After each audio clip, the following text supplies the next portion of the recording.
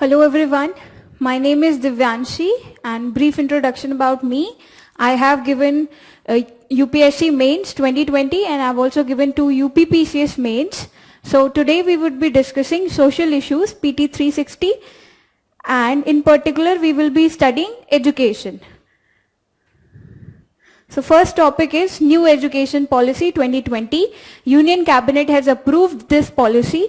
So before starting, let's see what is the evolution of education policy, because it is often asked not in UPSC, if not in UPSC then UPPCS या any state PCS examinations में they ask you कि which is ये कौन सी अभी जो new education policy है कौन C sequence में देखें तो कौन से नंबर की पॉलिसी है, राइट. सो सबसे पहले हमारी यूनिवर्सिटी एजुकेशन कमीशन 1948 में बनी थी, देन सेकेंडरी एजुकेशन कमिटी 1952 में बनी थी. After that Kothari commission was formed in 1964, then national policy in education 1968. After that there was a change made in the constitution.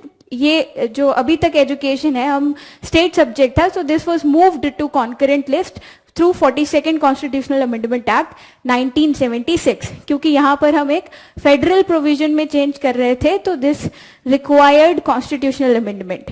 Then last policy was national policy on education 1986 जो अभी तक हम follow कर रहे थे, and the new policy would be amending the last policy of 1986 only. Okay, and this policy itself was further reformed in 1992. So talking about this new education policy, इस पे जो built-up हो रही थी, अलग अलग कमिटीज बनाए गए, उन्होंने अपने अपने recommendations दिए. So सबसे पहले सुब्रमण्यम कमिटी इन्होंने अपने recommendations दिए थे 2016 में, and later on कस्तूरी रंगन ने final draft submit किया था, कस्तूरी रंगन कमिटी ने, and this was approved by cabinet in 2020. So talking about new education policy, इसमें काफी ज्यादा bottom up approach follow करी गई. कैसे? We involved feedback from people और ग्राम पंचायत से feedback कि how policy should be, how we can make it more accommodative, more inclusive and more participative. So for that बहुत सारे recommendations जो है from public was also invited. Then talking now particularly about कि national education policy जो अभी तक हम follow करते थे 1986, उसमें क्या ब्रॉडर चीजें थी. नाउ दो ये बहुत ज्यादा रेलेवेंट नहीं है एग्जाम के लिए, but just to have a look कि क्या चीजें हम इसमें होती थी, कैसे होती थी. So it was talking about कि एजुकेशन जो है that should be inclusive and it should be available to everyone irrespective of caste, creed, sex, religion, and quality education जो है that we need to provide. So इसमें भी जो education है उसकी एक हायरार्कियल अरेंजमेंट है.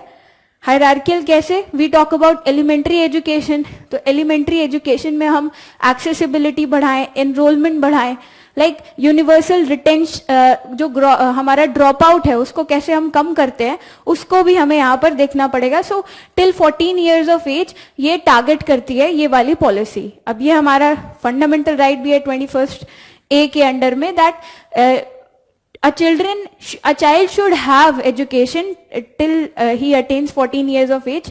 So state की responsibility होती है to provide education, right? Then quality education also. Second level पे हम बात करते हैं सेकेंडरी एजुकेशन की. सो इसमें एक कंपोनेंट है कंप्यूटर लिटरेसी का.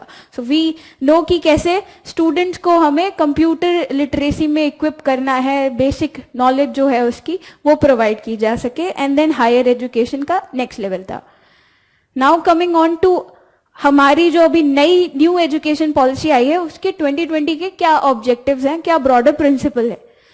तो सबसे पहले तो वी शुड नो कि क्या ब्रॉड प्रिंसिपल्स पे ये काम करती है. So this talks about overhauling the entire education system.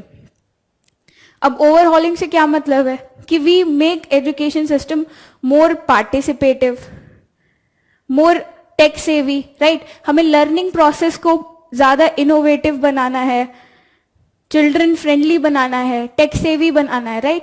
नए नए स्ट्रीम्स ऑफ सब्जेक्ट मैटर जो है वो स्टूडेंट्स पढ़ें, उनकी प्रैक्टिकल यूटिलिटी जो है, जो पढ़ते हैं हम स्कूल में, उसकी वो प्रैक्टिकल यूटिलिटी ज़्यादा हो, right.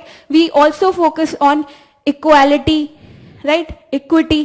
Everybody should get access to education. Then it focuses on quantity of education, quality of education, right. Not just कि हमने schools बना दिए, but we also have to make sure कि वहाँ बच्चे आते हैं और learning outcomes जो है वो दिखे. Student not only just go schools for बस midday meal scheme के लिए, but they also learn something over there, right. तो उस पे focus करना है.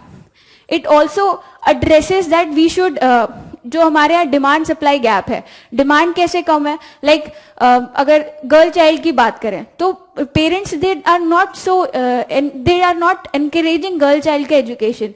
So we government is promoting Beti Bachao Beti Padhao, तो डिमांड बढ़े ताकि पीपल देमसेल्फ स्टार्ट डिमांडिंग कि हमें एजुकेशन प्रोवाइड करना है अपने बच्चे को. And then new education policy focuses on supply side also. How supply side? By providing quality infrastructure provide करना, infrastructure हो गया. Then good teachers that we need to provide. Subjects जो हैं उनको कैसे innovative बनाना है. Digital education, right? अब covid के टाइम में the scope of education that has been very broadened.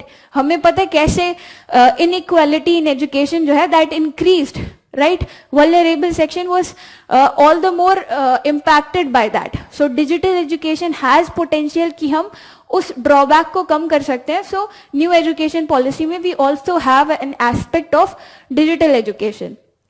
So broadly prelims mains के लिए objectives and all new education policy की relevant भी है. इस साल mains में questions भी आए हैं.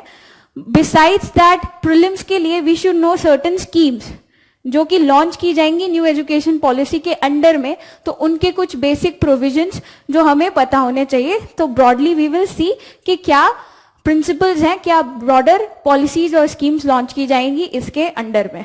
Okay, so you can read from here कि एजुकेशन सिस्टम जो है हमें टोटली ओवरहॉल करना है बाय 2040, ट्रांसफॉर्मेशनल रिफॉर्म्स करने हैं, राइट, सो दैट रिफॉर्म्स का इम्पैक्ट जो है वो लोकल लेवल पे हमको दिखाई दे, right.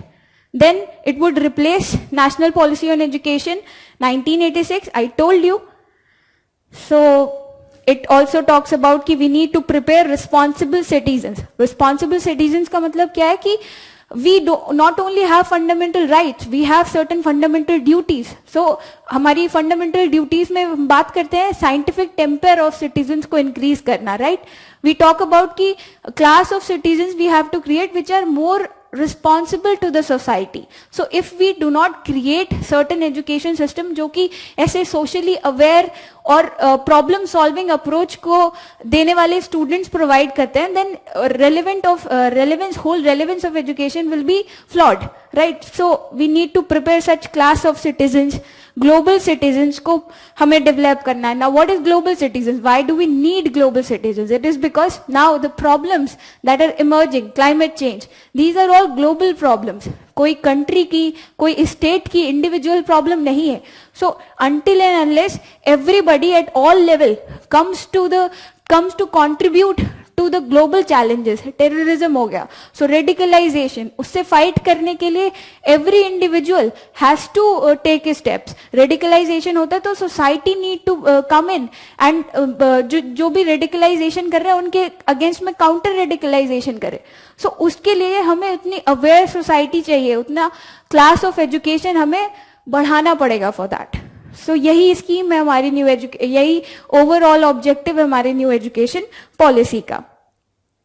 And then broadly sustainable development goal 4, it talks about कि एजुकेशन जो है इंक्लूसिव होना चाहिए, इक्विटेबल होना चाहिए.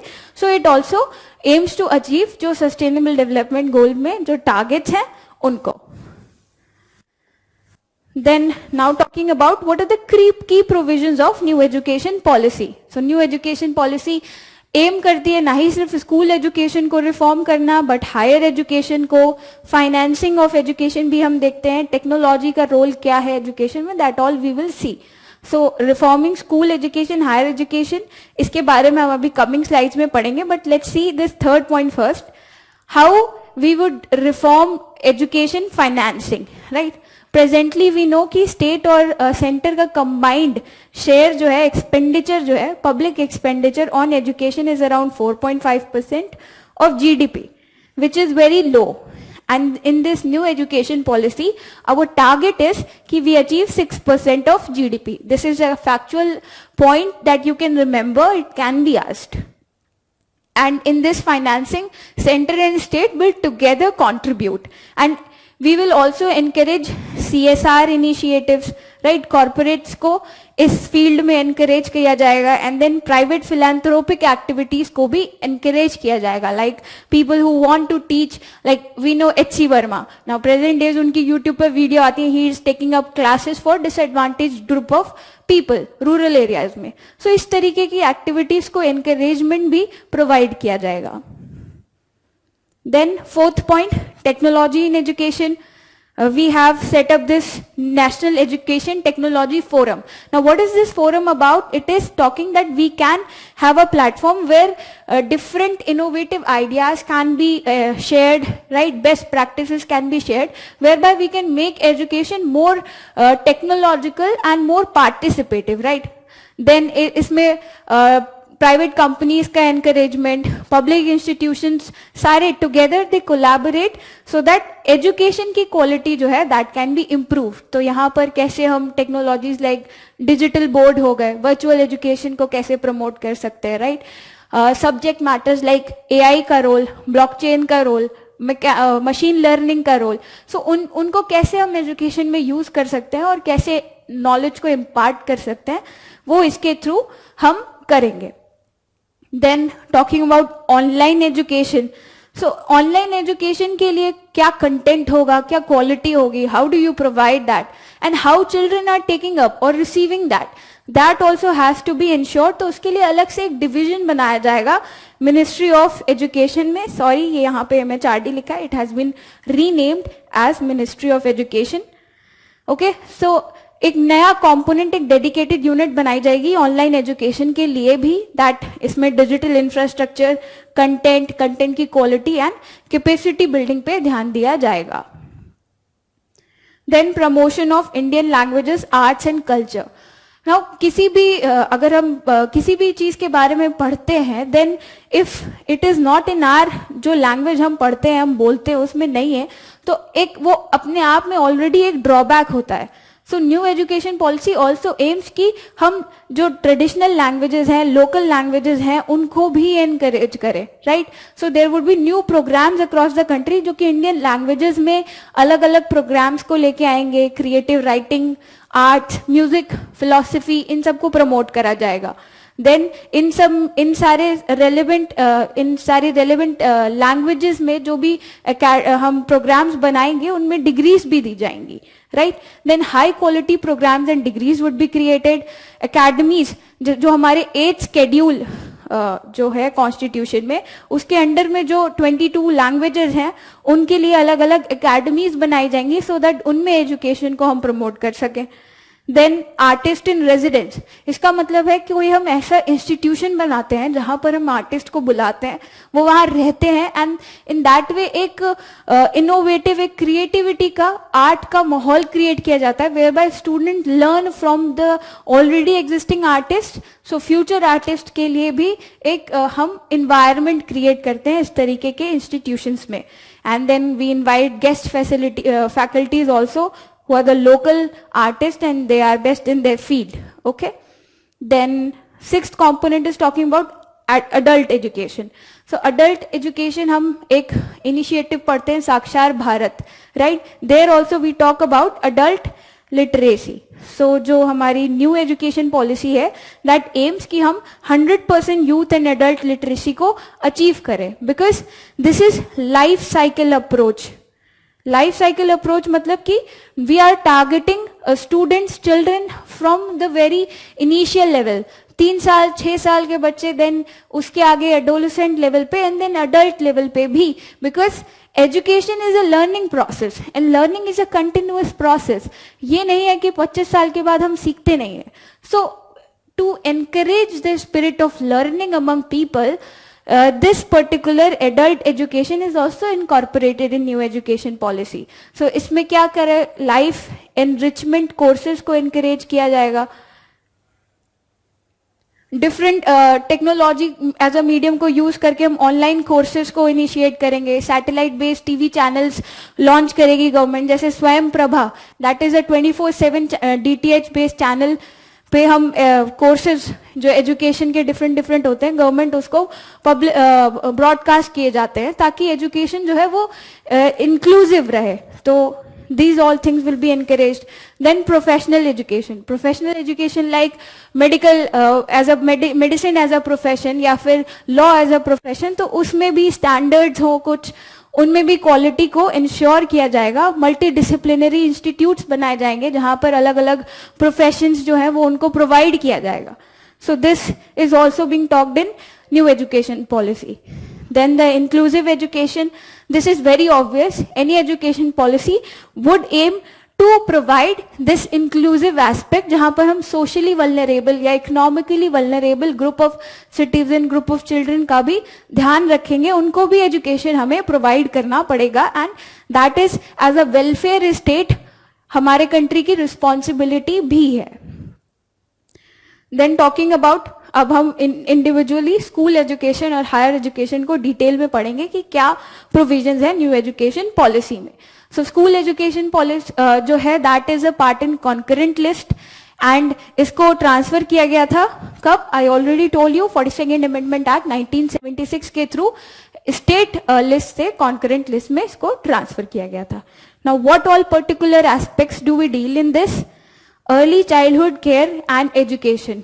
प्रोविजंस क्या है इसके लिए, जो इनिशियल लेवल पे बच्चे स्कूल जाते हैं तो उनकी हैंड होल्डिंग करने के लिए, how teacher have to interact with them, right, what special needs do they have to provide to those children, उस सब के बारे में कुछ गाइडलाइंस बनाई जाएंगी. राइट, 3 साल से 6 साल के बच्चों के लिए भी यूनिवर्सल एक्सेस होगा टू स्कूल्स. तो यहाँ पर प्री स्कूल्स को एनकरेज किया जाएगा, आंगनवाड़ी के थ्रू एनकरेज किया जाएगा. देन ऑल्सो केंद्रीय विद्यालय में अलग से क्लासेस ऐड की जाएंगी इन कैटेगरी ऑफ, इस particular age category of students के लिए. तो यहाँ पर कई सारे ग्लोबल NGOs और रिसर्च इंस्टीट्यूशंस के अकॉर्डिंग ये माना जाता है कि बच्चों का जो ब्रेन डेवलपमेंट है वो इस एज में होना शुरू हो जाता है, and this is a very crucial stage for their cognitive development. तो इसलिए इस चीज को कंसिडर करते हुए गवर्नमेंट ने इस चीज को भी इनकॉर्पोरेट किया है, प्री स्कूल्स को भी इंस्टीट्यूशनलाइज करने के लिए ये एक स्टेप लिया गया है. और यहाँ पर जो भी गाइडलाइंस होंगी that would be prepared by NCERT, और इसका इम्प्लीमेंटेशन जो है वो जॉइंट इम्प्लीमेंटेशन इंश्योर किया जाएगा through ministries of education, women and child development, ministry of tribal affairs and health and family welfare. So ये point you should remember, joint implementation में कौन कौन मिनिस्ट्रीज हैं. Then attainment of foundational literacy and numeracy. So basically when student 3rd 5th level के जो बच्चे होते हैं क्लास में, they are not able to read properly, they are not able to do basic numeracy. सो जो हम असर प्रथम NGO की रिपोर्ट आती है उसमें गवर्नमेंट स्कूल्स में कंडीशंस जो है स्कूल के बच्चों की काफी बुरी होती है. So to particularly target that और इम्प्रूव करना उस चीज में गवर्नमेंट ने ये फाउंडेशनल लिटरेसी एंड न्यूमरेसी का के लिए डेडिकेटेड मिशन लॉन्च किया है ताकि हम उसको इम्प्रूव कर सकें. Right, so for all primary schools up to 3 grade 2025 तक हम उसको हमें इम्प्रूव करना है. किसने किया है ये, MHRD करेगी और ministry of education. Right, then इसमें एक नेशनल बुक प्रमोशन पॉलिसी भी है. इसका मतलब क्या है कि मेनी स्टूडेंट्स जो फाइनेंशियली वीक बैकग्राउंड से आते हैं, they also don't have access to good qualities of books. Right, तो उस चीज को एनकरेज करने के लिए, ताकि एक्सेसिबिलिटी को इंश्योर किया जा सके, अवेलेबिलिटी एंड क्वालिटी को इंश्योर किया जा सके, this new policy has been launched. Then एक नेशनल रिपोजिटरी भी बनाई जाएगी वेयर बाय आप डिजिटली बुक्स को या हाई क्वालिटी रिसोर्सेज को एक्सेस कर पाएंगे ऑन दीक्षा प्लेटफॉर्म, जिसकी full form I don't think you need to remember, but digital infrastructure for knowledge sharing, this is the full form. Right, then other component is कि हमें drop out rates को कम करना है, उसके लिए हमें अगर हमें यूनिवर्सल एक्सेसिबिलिटी बढ़ानी है तो प्रेजेंट स्टेटस देखेंगे तो क्लास 8th के बाद ड्रॉप आउट हमें बढ़ता देखने को मिलता है, right. Gross enrolment ratio 6 to 8 91%, then आगे आगे जाओगे आप कम होता दिखेगा, right. For 9 to 10 80, then 11 to 12 56%। So obvious है कि यहाँ पे ड्रॉप आउट्स हो रहे हैं। अब ये फिगर और ये डेटा हमें रटने की कोई जरूरत नहीं है, मेंस में अगर 1-2 पॉइंट याद रहते हैं वेल एंड गुड। हाँ, आपको होने चाहिए मेंस में आंसर लिखने के लिए 2-3 पॉइंट्स, बट प्रीलिम्स के लिए ये डेटा रेलेवेंट नहीं है। देन इसमें क्या प्रोविजंस हैं फर्दर न्यू एजुकेशन पॉलिसी में? It aims to achieve 100% gross enrolment ratio primary और सेकेंडरी लेवल तक by 2030। So this target you must remember कि क्या टारगेट है हमारे, right. It also aims to ensure कि हम ओपन और डिस्टेंस लर्निंग को भी एनकरेज करें ताकि इक्विटी बेस्ड एजुकेशन एक्सेसिबिलिटी जो है वो बढ़ सके, राइट। तो NIOS ओपन लर्निंग कोर्सेज जो हैं क्लास 3rd, 5th और 8th लेवल के स्टूडेंट्स को भी प्रोवाइड किए जाएंगे, that would be encouraged also, right. So and also we would be tracking कि स्टूडेंट्स की क्या परफॉर्मेंस है, उनकी लर्निंग आउटकम्स क्या है, बिकॉज अगर ये असेसमेंट नहीं होगा then we can not ensure कि क्वालिटी बेस्ड एजुकेशन हम प्रोवाइड कर भी रहे हैं या नहीं कर रहे, right. Then talking about the curriculum. Curriculum presently we find ki is very general. We talk about rote learning where people or students they focus more on memorizing things, right? So we don't need such kind of education system. We need to have more vocational education, more practical utility जिसकी हो, right? Presently we find कि industry academia bond जो है वो काफी weak है, right? And why we have so many students passing out from universities but not getting job? Reason is कि they lack this practical application, applied aspect में जहाँ knowledge को apply करना होता है, they are weak in that. So for that we need to have focus on vocational education, technical education from the starting level, from the school level. So this culture needs to be built in. So school curriculum को भी restructure किया गया है। पहले अब 5 year foundational stage होगी, pre school को भी इसमें इनिशिएट किया गया है, राइट। फर्स्ट लेवल पे 5 ईयर फाउंडेशनल स्टेज होगा जिसमें 3 इयर्स ऑफ प्री स्कूलिंग होगी and 2 years till class 1 and 2 उसमें इंक्लूड होगा फाउंडेशनल स्टेज में, total 5 years. Then remaining 3 years class 3rd, 4th, 5th that would be the preparatory stage. Then other component is middle stage. तो यहाँ पे class 6, 7th, 8th would be comprising this. Then last stage would be class 9 to 12th and this would be the high stage. Okay. Then जो अभी हमारा education system है उसमें काफी रिजिडिटीज हैं। करिकुलर एक्टिविटीज और non curricular extra curricular activities के बीच में बच्चे जो हैं दे एक्स्ट्रा करिकुलर को इग्नोर कर दिया जाता है, राइट। जब हम ह्यूमैनिटीज और साइंस के बीच में ह्यूमैनिटीज को इग्नोर कर दिया जाता है, वोकेशनल और एकेडमिक स्ट्रीम्स में वोकेशनल को इग्नोर कर दिया जाता है। सो ये जो रिजिड सेपरेशन है, new education policy aims to end this. Extra curricular और करिकुलर में कोई रिजिड सेपरेशन नहीं है and that would be the part of the curriculum और उसको इक्वली एनकरेज किया जाएगा for students, right. Then contemporary subjects, अब हमें अप्लाइड एस्पेक्ट पे ध्यान देना है ताकि एजुकेशन सिस्टम जो है वो अभी जो प्रॉब्लम्स हैं, द सोशल प्रॉब्लम्स या टेक्निकल प्रॉब्लम्स या climate change problems that today we are facing, हम ऐसे क्लास ऑफ स्टूडेंट्स बनाएं जो कि उनको सॉल्व कर सकें। So contemporary subjects like AI, artificial intelligence, health, education, right, citizenship, इन सब पर फोकस किया जाएगा। Then it will also focus on vocational education. I already told you 10 days का बैगलेस पीरियड होगा जहां पर आपको बैग लेके नहीं जाना है and you would be given vocational education जो कि आपको चीजें सिखाएंगी। How do you do things practically? Like carpentering का काम है। So when we see students in USA या किसी भी डेवलप्ड कंट्री में they do these things, वहाँ छोटे छोटे बच्चे ये काम कर लेते हैं जो हमें लगता है कि हम नहीं कर सकते। So उस तरीके की एक्टिविटीज जो है like vocational experts, carpenters, artist को स्कूल्स में बुला करके बच्चों को वैसा माहौल दिया जाएगा, right. Then experimental learning like we through experiments making a student know कि कैसे चीजें होती हैं, like लेंस से सनलाइट को कंसंट्रेट करके पेपर जलाने की technique. So until and unless वो प्रैक्टिकल लेवल पे स्टूडेंट्स प्रैक्टिस नहीं करते, they don't remember things, right. किताब से देख के हमें याद नहीं रहता पढ़ के. So we need to ensure कि एक्सपेरिमेंटल लर्निंग को हम एनकरेज करें. देन करिकुलम को रिड्यूस किया जाएगा और कोर कॉन्सेप्ट पे फोकस किया जाएगा. These all things we have to और do in new education policy. और करिकुलम फ्रेमवर्क बनाएगा कौन? That would be NCERT. Then next topic is student assessment. Student को कैसे असेस किया जाएगा? अब प्रेजेंटली जो सिस्टम है वो एग्जाम बेस्ड असेसमेंट है, जो कि सेमेस्टर के मतलब साल के एंड में या हाफ ईयर पे एग्जाम होता है, which is more of memory based, right. So memory based exams में क्या होता है? इट एनकरेजेस रॉट लर्निंग, रट्टा मारो आगे बढ़ो. So student actually don't learn much, या फिर याद किया, पेपर दिया, भूल गए.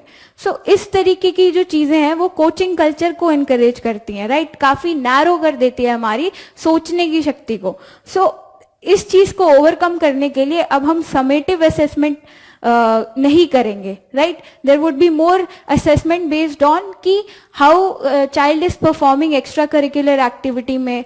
टीचर उससे ओरल क्वेश्चंस पूछेंगे and then they would be like 360 degree assessment. Teacher assess करेगा, स्टूडेंट खुद अपनी परफॉर्मेंस को असेस करेंगे, साथ में पढ़ने वाले बच्चे they will assess the performance, right. Homework दिया जाएगा, how you perform in those activities. So इस तरीके के एनवायरनमेंट में असेसमेंट होगा स्टूडेंट्स का. और जो बोर्ड एग्जाम है 10th 12th लेवल पे होते हैं, उनको लो की अफेयर बनाया जाएगा. अभी क्या होता है, बहुत ज्यादा हाई स्टेक्स इन्वॉल्व होते हैं बोर्ड एग्जाम में. हमारा क्या फ्यूचर कॉलेज हमें मिलेगा वो एग्जाम्स के थ्रू डिसाइड होता है. तो वो चीजें जो है उसको कम की जाएंगी, ये बोला गया है न्यू एजुकेशन पॉलिसी में. और अलग से एक नेशनल असेसमेंट सेंटर बनेगा जिसको परख के नाम से जानेंगे, and that would formulate standards जिसके बेसिस पे हम स्टूडेंट्स को असेस करेंगे और उनको परफॉर्मिंग की उनकी रिजल्ट रिपोर्ट कार्ड देंगे. So holistic progress card I told you 360 degree based होगा, जिसमें नॉट ओनली फिजिकल एक्टिविटी भी काउंट होगी, कॉग्निटिव एक्टिविटीज, सोचने की शक्ति, कितना इमोशनल क्वेश्चन है स्टूडेंट का, वो सारी चीजें असेस की जाएंगी. And then NTA, National Testing Agency, that is a body formed already, so that will conduct undergraduate courses के लिए entrance जो टेस्ट होते हैं वो, और हायर एजुकेशन इंस्टीट्यूशंस के लिए फेलोशिप कोर्सेज में जो टेस्ट होंगे that would be conducted by NTA. तो अभी JEE मेंस एडवांस्ड NTA ही कराता है, right. Then next topic is multilingualism. इसका क्या मतलब है कि प्रेजेंटली इंग्लिश जो है that often acts as a barrier to students जो कि रूरल एरियाज में हैं या फिर ट्राइबल एरियाज में लोग रहते हैं. वहां पर इंग्लिश में आप एजुकेशन दे रहे हो, वहां बच्चों को नहीं आती, सो वो acts as a barrier, right. तो वहां पर हमें इंडियन लैंग्वेजेस जो है अभी अंडर डेवलप्ड है, तो हमें उनको डेवलप करना पड़ेगा.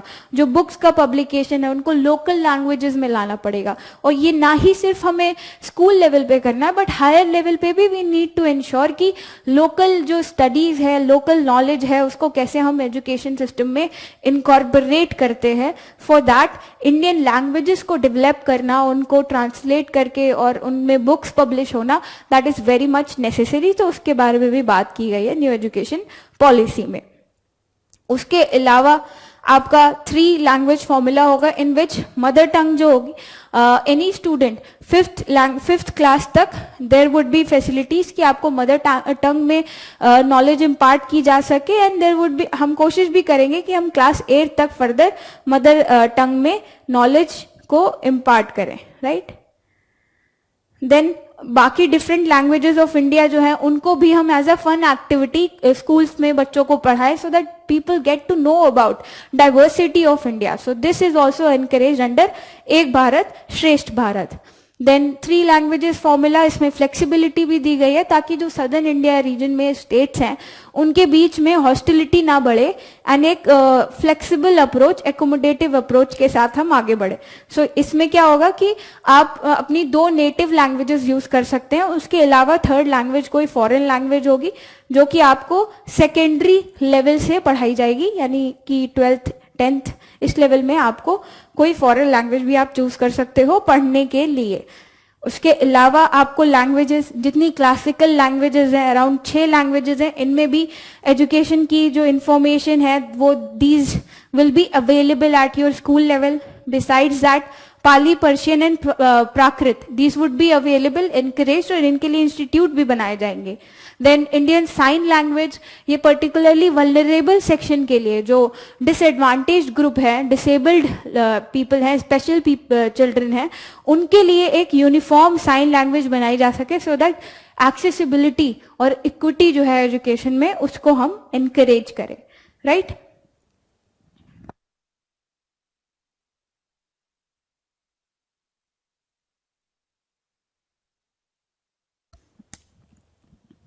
Then new education policy also I told you would all definitely focus on equitable and inclusive development, जिसमें कि socially and economically disadvantaged group के लिए ध्यान दिया जाएगा. So presently UDICE क्या है? UDICE is a platform, district level पे जो स्कूल एजुकेशन की कंडीशन होती है वो इस प्लेटफॉर्म पर अपडेट की जाती है. राइट? तो इसके हिसाब से जो डेटा है दैट शोज की ड्रॉप आउट जो है SC ST यहाँ पे 20%, ST में 10 to 7% ड्रॉप आउट रेट्स हैं, डिफरेंटली एबल्ड स्टूडेंट में इतने ज्यादा हैं. सो दिस शोज की कैसे डिसएडवांटेज ग्रुप जो है उनके लिए एजुकेशन जो है दैट बिकम्स इनएक्सेसिबल, तो उसको हमें कम करना है. So this data you can not remember, you should not remember, but ये to give an idea ये situation है. So new education policy aims to reduce these barriers ताकि education जो है वो equitable हो. तो उसके लिए क्या initiatives हैं? एक gender inclusion fund बनाया जाएगा for females and transgender, जो इनके लिए specifically programs को initiate किया जाएगा, funds से पैसे दिए जाएंगे ताकि हम इनकी एजुकेशन को इंश्योर कर सकें. देन स्पेशल एजुकेशन जोन्स बनाए जाएंगे, ये उन एरियाज में बनाए जाएंगे जहां पर एजुकेशन का जो पेनिट्रेशन है, जो लिटरेसी रेट्स हैं वो लो हैं, काफी लो हैं, एंड पीपल देयर जो एजुकेशन की एक्सेसिबिलिटी है वो काफी लो है. तो उस कंडीशंस में जैसे ट्राइबल एरियाज हो गए हमारे, तो वहां पर जो है इस तरीके के उन जोन्स को आइडेंटिफाई किया जाएगा और वहां पर स्कूल्स कॉलेजेस को सेटअप किया जाएगा. बाल भवन्स बनाए जाएंगे, डे बोर्डिंग स्कूल है वहां पर भी स्टूडेंट्स को एजुकेशन दी जाएगी. देन स्कॉलरशिप्स, अलग अलग स्कॉलरशिप्स को एनकरेज किया जाएगा, फी वेवर देंगे जो डिसएडवांटेज ग्रुप ऑफ स्टूडेंट्स हैं उनके लिए. देन एस्पिरेशनल डिस्ट्रिक्ट्स, जहां पर जो कि अब इम्प्रूव करना चाहते हैं, जहां पे ऑलरेडी कंडीशंस अभी बुरी हैं, तो वहां पर भी हम एडिशनल स्कूल्स बनाएंगे, स्कूल के इंफ्रास्ट्रक्चर को भी इम्प्रूव किया जाएगा. ये कुछ जनरल पॉइंट्स हैं जो बहुत ऑब्वियस है. राइट? तो अगर क्वेश्चन ऑल दो ऑब्जेक्टिव आता है, व्हाट आर द ऑब्जेक्टिव्स, से जनरल बातें होंगी तो ऑल ऑफ द अबव ही होंगी. Right? Then robust teacher education. Now this is the supply side that is being tackled by the new education policy. Supply side कैसे? When the teachers that are providing education, अगर वो quality based नहीं होंगे, right? तो क्या students को knowledge मिलेगी?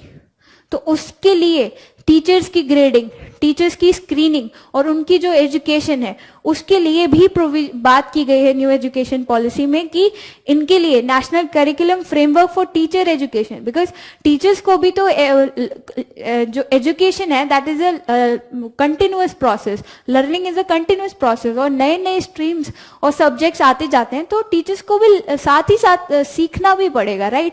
तो उसके लिए करिकुलम बनाया जाएगा. देन बीएड को 4 साल का इंटीग्रेटेड बीएड कोर्स होगा, दैट इज मैंडेटरी, वो प्राइवेट इंस्टीट्यूशंस और पब्लिक इंस्टीट्यूशंस दोनों के लिए जरूरी होगा. और एक common TET test, teacher eligibility test जो है वो कराया जाएगा और वो पब्लिक और प्राइवेट स्कूल्स के टीचर्स दोनों के लिए ही रिक्वायर्ड होगा उसको पास करना. कराएगा कौन? एनटीए जो है दैट वुड बी इंश्योरिंग कि बीएड एडमिशंस के लिए टेस्ट वगैरह एग्जाम्स जो हैं वो कराए जाएं. देन एक नेशनल मिशन फॉर मेंटरिंग भी होगा। मेंटरिंग मतलब कि जो रिटायर्ड फैकल्टीज हैं, सीनियर फैकल्टीज हैं, they mentor students, mentor institutions, right. तो एक ये भी कंपोनेंट है इसमें। देन ज्यादा ऑटोनॉमी दी जाएगी टू टीचर्स कि वो कौन से एस्पेक्ट, कौन सा सब्जेक्ट एंड ऑल वो पढ़ाना चाहते हैं। So for that there would be more liberation, more autonomy. Then national council for teacher education, it's a professional body जो कि स्टैंडर्ड सेट करती है कि टीचर्स एजुकेशन के लिए क्या स्टैंडर्ड होने चाहिए। तो आपको ये ब्रॉडर पता होना चाहिए एनसीटीई किस लिए है, that is for standard setting for teachers education, right. And इसकी भी रिस्ट्रक्चरिंग की जाएगी under new education policy.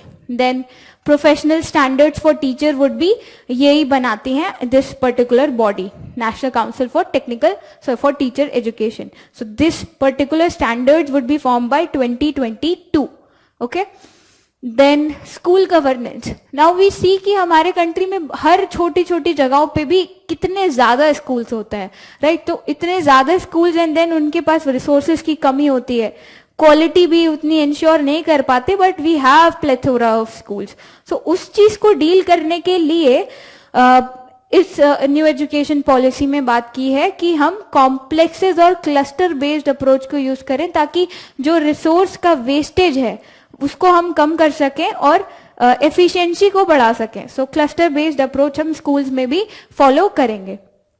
Then standards and accreditation for school education, so school education में भी क्या क्वालिटी है, क्या क्वालिटी प्रोवाइड करते हैं, क्या रिजल्ट्स आते हैं उस पर स्कूल से। देन सीट्स, उनमें क्या अकाउंटेबिलिटी है, कितनी सीट्स हैं, फीस स्ट्रक्चर कैसा है, दैट ऑल उस चीज को भी रेगुलेट करने के लिए न्यू एजुकेशन पॉलिसी में बात की गई है। सो ताकि कॉन्फ्लिक्ट ऑफ इंटरेस्ट ना आए, एक्सेसिव सेंट्रलाइजेशन जो है पावर का वो ना हो और एजुकेशन जो है वो इम्पार्ट की जा सके अकाउंटेबिलिटी को इंश्योर करते हुए, ट्रांसपेरेंसी को इंश्योर करते हुए। एक्सेसिव कमर्शियलाइजेशन जो है प्राइवेट स्कूल में जो चलता है उसको भी डील किया जा सके, राइट। तो इसमें प्रोविजंस क्या है, एक नेशनल अचीवमेंट सर्वे किया जाएगा जिसमें कि स्टूडेंट की लर्निंग लेवल्स पे इंश्योर किया जाएगा। जो परख गाइडलाइंस है, परख सेंटर है, वो स्टूडेंट असेसमेंट के लिए गाइडलाइंस को देगा and based on that students को जज किया जाएगा। सो अगर students they are performing good तो ऑब्वियसली स्कूल का भी जो परफॉर्मेंस होगा that would be good. Then public and private schools जो है उनके असेसमेंट दोनों ही असेस किए जाएंगे और लगभग सेम क्राइटेरिया होगा दोनों को ही जज करने के लिए, right.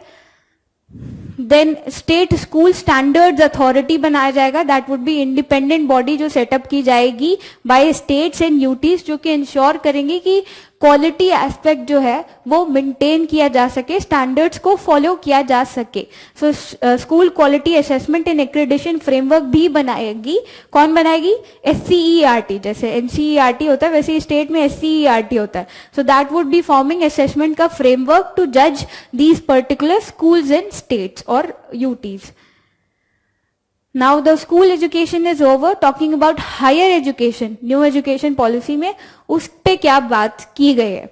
So presently I told you कि हमारा जो education system है that is not generating जो हमारी industry level पे requirement होती है वो क्वालिटी पर्सनल नहीं एनकरेज किए, नहीं दे रहा हमारा education system. So for that we need की तभी जो हमें प्रॉब्लम्स ऑफ एम्प्लॉयमेंट जो इतनी ज्यादा देखने को मिलती है वो हम फेस कर रहे हैं। सो हमारा डेमोग्राफिक डिविडेंड जो जिसकी हम बात करते हैं, we have huge prospects for that, but then it can become demographic burden if we do not encash that opportunity, and for that we need education system to be strong enough to be robust, right? So यहाँ पर institutions की restructuring की जाएगी higher education पे। तीन तरीके के higher education institution को कैटेगराइज किया गया है। सबसे पहले जो डिग्री ग्रांटिंग कॉलेजेस हैं, ऑटोनॉमस कॉलेजेस हैं, so they would focus exclusively on teaching, जो डिग्री ग्रांट करते हैं कॉलेजेस। Then second है teaching universities, so they would be focusing on teaching and research also, right? Significant focus उनका research पे भी रहेगा। Then research university, they would be equally focusing on teaching and research. Then affiliation college, अब कई बार क्या होता है, कई सारे कॉलेजेस हमारे कंट्री में किसी ना किसी यूनिवर्सिटी से एफिलिएटेड होते हैं, उसकी वजह से वो अपने कोई डेडिकेटेड कोर्स लॉन्च करना चाहते हैं, अलग से उनका कोई स्ट्रक्चर फी रखना चाहते हैं, तो वो पॉसिबल नहीं हो पाता है। क्यों? क्योंकि वो किसी ना किसी यूनिवर्सिटी से एफिलिएटेड होते हैं और जो यूनिवर्सिटी से गाइडलाइंस आती हैं they have to follow that.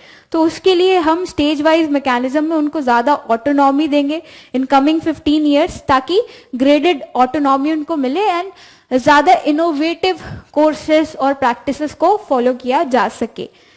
Then thirdly एक एलिमेंट है जिसमें हम ग्रॉस एनरोलमेंट रेशियो को हायर एजुकेशन लेवल पे इंक्रीज करने की बात करते हैं, from presently 26% to 50% by 2035।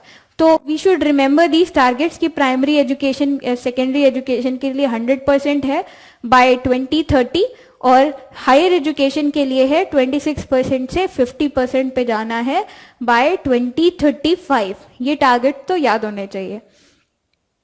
Then bye 2040 हम सारे हायर एजुकेशन इंस्टीट्यूशंस को मल्टी डिसिप्लिनरी इंस्टीट्यूशंस बनाएंगे, मतलब कि they are giving knowledge, giving courses कई सारे डिसिप्लिन्स में, राइट? जैसे आईआईटीज में होता है, आईआईएम में होता है, उस तरीके से हायर एजुकेशन इंस्टीट्यूशंस को हमें बनाना है आगे चल के, right?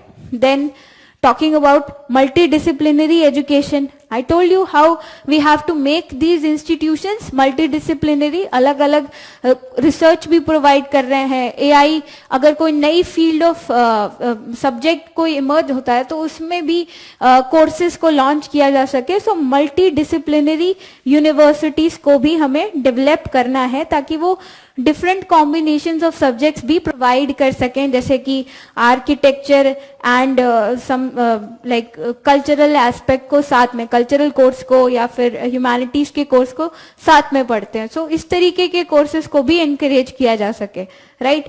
Then multiple entry and multiple exit points, ये इसका क्या मतलब है?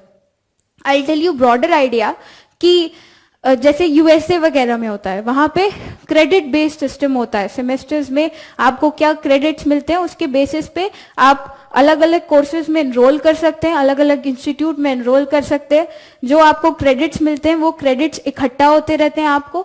मान लीजिए आपने एक कोर्स में एनरोल किया, आपने 1 साल तक उसको किया, आपको कुछ क्रेडिट्स मिले, अगले साल अपने दूसरे कोर्स में एनरोल किया, आपको दूसरे क्रेडिट्स मिले, वो सारे क्रेडिट्स आपके जुड़ते रहते हैं, ठीक है? एंड देन लास्टली वो सारे क्रेडिट्स आपके जुड़ के आपको उसके बेसिस पे डिग्री दे दी जाती है, राइट? तो वही सिस्टम को हम फॉलो करेंगे, multiple entry and multiple exit. मतलब कि आप किसी एक इंस्टीट्यूशन में आपने अप्लाई किया, आपने किसी कोर्स में अप्लाई किया, आपने पढ़ा, आपको लगा कि नहीं यार मुझे कुछ और पढ़ना है and this is not my field of interest, तो यहाँ पर आप बाउंड नहीं है कि आपको वही पढ़ना है।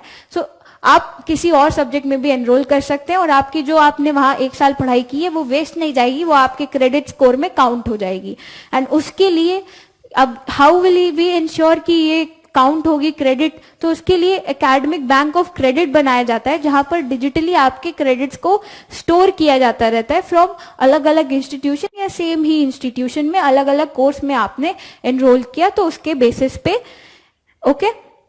तो जैसे कि हमें 1 ईयर कोर्स के लिए सर्टिफिकेट मिलता है, 2 ईयर कोर्स में डिप्लोमा मिलता है, 3 ईयर कोर्स में हमको बैचलर्स डिग्री मिलती है without research and 4 year course में हमें बैचलर्स डिग्री विद रिसर्च मिलती है। सो इफ आई डिसाइडेड कि मुझे 3 साल का ही करना है, देन मुझे बैचलर्स डिग्री विदाउट रिसर्च मिल जाएगी and then I do some other course, तो वहां पर मेरा 1 साल का क्रेडिट जुड़ के मुझको बैचलर डिग्री विद रिसर्च भी मिल जाएगी। सो उस तरीके के सेटअप को एनकरेज करें ताकि if you want to wander you can wander and select कि आपके लिए क्या अच्छा है। देन अगला कंपोनेंट है मेरूज। मेरूज क्या है? These are multi disciplinary education and research university. As I told कि यहाँ पर अलग अलग आपको डिसिप्लिन्स में नॉलेज इम्पार्ट की जाएगी, different subjects like AI, machine learning, इन सब में भी आपको नए नए कोर्सेज मिलेंगे जैसे आईआईटीज, आईएम में होता है। देन एक नेशनल रिसर्च फाउंडेशन बनाई जाएगी विच would be the apex level body जो कि रिसर्च कल्चर को एनकरेज करेगी। प्रेजेंटली क्या है हमारे कंट्रीज में कि जो रिसर्च पे एक्सपेंडिचर है that is 0.6 to 0.7% of GDP which is very low. When we compare it to China they spend around 2.1% of GDP. On research and development. So जो IPR फाइलिंग है हमारे कंट्री में वो भी कम है. सो फॉर दैट हमें research culture को बढ़ाना होगा, and for that NRF is also formulated in this new education policy. Then next we study की higher education commission of India भी बनाई जाएगी. एक प्रेजेंटली क्या है, रेगुलेट करने के लिए जो एजुकेशन है हमारा, उसको कई सारी बॉडीज हैं एंड मल्टीपल बॉडीज हैं. तो जब स्टैंडर्ड्स को एनफोर्स करना होता है तो वहां पर क्या ब्राइबरी चलती है, राइट. अब असेसमेंट करना है एंड आपने एज एन इंस्टीट्यूट इनको पैसे दे दिए तो they will give you good assessment, right. तो उस चीज को हटाने के लिए एक यूनिफॉर्म बॉडी, एक इंटीग्रेटेड बॉडी बनाई जाएगी, higher education commission of India, which would be overreaching umbrella body and a single body, ताकि जो यूनिफॉर्मिटी है वो इंश्योर की जा सके एजुकेशन में. So it would, but it does not include medical and legal education. उस मेडिकल एजुकेशन के लिए we have national medical commission. अभी मेडिकल काउंसिल ऑफ इंडिया को रीस्ट्रक्चर करके ये बनाई गई है national medical commission. And legal education के लिए भी we have different setup. Okay, then high education council of India का स्ट्रक्चर क्या होगा, इसमें जो इसको 4 पार्ट में डिवाइड किया गया है. एक होगा that would B particularly regulation के लिए ही. दूसरा होगा जो जनरल एजुकेशन काउंसिल है, that would be setting up standards. Third होगा ग्रांट्स काउंसिल, जो कि इंस्टीट्यूशंस को फंडिंग्स वगैरह देगा. जैसे अभी हमारा UGC था, दैट इज वन बॉडी और वो ही देखता है ग्रांट का भी किस इंस्टीट्यूट को पैसा देना है नहीं देना है. That is regulating also. So high education council में कई सारे वर्टिकल्स बनाए गए हैं और वो पर्टिकुलर वर्टिकल्स जो हैं वो अपने अपने स्पेसिफिक फील्ड में जो एक्टिविटी फंक्शंस हैं उनको परफॉर्म करेंगे. So national accreditation council, that would be performing accreditation. तो इनके बारे में आप यहाँ से पढ़ सकते हैं स्लाइड में से. Then third is internationalisation of higher education institutions. अब ये कैसे करेंगे, ताकि जो अभी क्या है कि रेस्ट्रिक्टिव अप्रोच है, अगर हायर एजुकेशन इंस्टीट्यूशन है उनको ऑफशोर कैंपस बनाना है तो कई सारे प्रोसेसेस हैं जो कि डिस्करेज करते हैं. तो now the new policy would encourage offshore campuses country के बाहर भी. You can also collaborate with global universities और foreign universities, they can operate in India. उनको कैसा लेजिस्लेटिव फ्रेमवर्क मिलेगा, they would be treated on par with autonomous institutions. जैसे उनको treat किया जाएगा वैसे ही इनको भी ट्रीट किया जाएगा, वही फैसिलिटीज दी जाएंगी, वैसे ही रेगुलेट किया जाएगा. देन इंटरनेशनली जो करिकुलम है, जो सब्जेक्ट मैटर है, वो इंटरनेशनली रेलेवेंट होगा इन इंस्टीट्यूशंस में.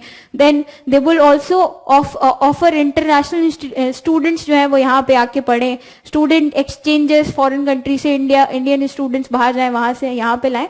सो दैट इनकरेजेस इंफॉर्मेशन एक्सचेंज. तो अलग अलग प्रैक्टिसेस जो है वो हम फॉलो कर सकते हैं, सीख सकते हैं, राइट. देन अगर आप फॉरेन यूनिवर्सिटी में कोई क्रेडिट एक्वायर करते हैं तो वो यहाँ पर भी वैलिड होंगे and they would be counted to award you a degree, right.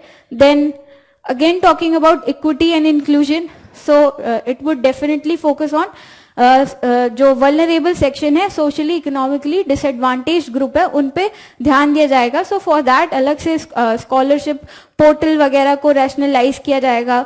Government funds, dedicated funds बनाए जाएंगे and to ensure gender balance, gender funds भी पर्टिकुलर डेडिकेटेड जेंडर फंड जो है हायर एजुकेशन इंस्टीट्यूशंस में भी बनाए जाएंगे. एंड टू इंश्योर की एक्सेसिबिलिटी रहे, वी विल इंश्योर की एस्पिरेशनल डिस्ट्रिक्ट्स में या फिर जो स्पेशल एजुकेशन जोन्स हैं, ये वो जोन्स हैं आई टोल्ड यू जहां पर ऑलरेडी अभी एजुकेशन का लिटरेसी लेवल या फिर एक्सेसिबिलिटी जो है, स्कूल्स वगैरह का प्रेजेंस जो है वो बहुत कम है. सो फॉर दैट यहाँ पर ये भी हम ज्यादा से ज्यादा हायर एजुकेशन इंस्टीट्यूट्स को इन सारी जगहों पर भी बनाएंगे. Then what are the steps taken, तो करिकुलम जो है that would be more inclusive, more practical and problem solving approach पे बेस्ड होगा.